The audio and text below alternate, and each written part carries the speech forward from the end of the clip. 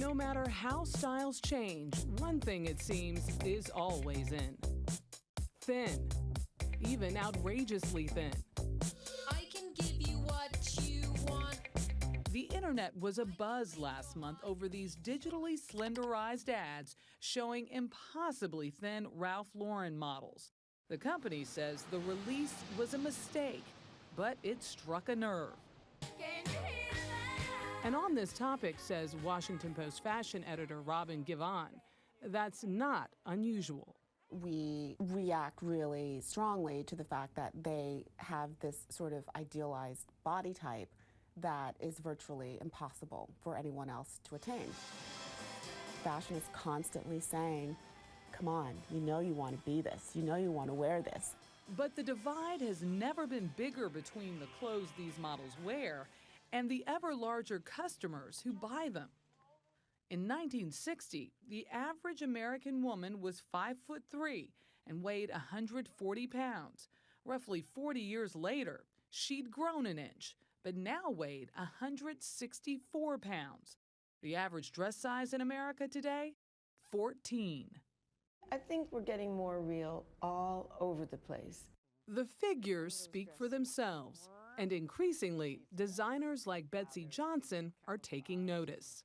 Let's dress more women, because if it's left up to just dressing our skinny minis, we'll be out of business. There ain't enough of them. She's launched a plus-size lingerie line, and designers like Michael Kors and Calvin Klein have plus-size clothing lines. The plus-size market is a growing market. Industry analyst Dana Telsey. I think we're seeing more companies dip their toe in the water in order to gain customers in that size range. Sales are up, and so is visibility. JCPenney has begun to use larger mannequins. Well, this is going to give you a realistic viewpoint. Joey Johnston manages a Penny's in New York City. What that does for the customer is when you look at it, it says, oh, that's what it's going to look like on me. Glamour magazine has decided to put more real-sized women in its pages and commissioned this photo of 7 plus-sized models. They're not actually plus-size humans. Most of them are somewhere between an 8 and a 12, which is smaller than the average American woman. Cindy Levy is Glamour's editor-in-chief. And we're celebrating their curves. We're celebrating the fact that, listen, there are a million different ways to look beautiful. No one's happier to be in the picture than Crystal Wren. At age 14, a scout told her she could be a top model. One catch. He said, yes, but you just have to lose 9 inches off of your hips. And I thought, 9 inches? Oh, 9. And what size were you when he told you this? A size 14. Crystal dieted and exercised obsessively until she weighed 98 pounds. At my smallest, I was a size 00. Yes. Meaning basically that the zeros in the clothing store would fall off of me. She moved to New York and became a model. Being thin worked for you for a while. Being thin never worked for me. I was very, very, very sick, and I felt it every day. But it wasn't enough for her modeling agency. They pointed at my thighs and said, you need to bring these down. And I just snapped, and I told them, you have no idea what I'm doing, a diet. I could die.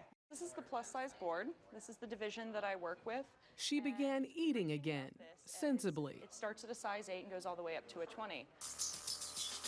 Today, at 5'9" and 165 pounds, Crystal works as a plus-sized model.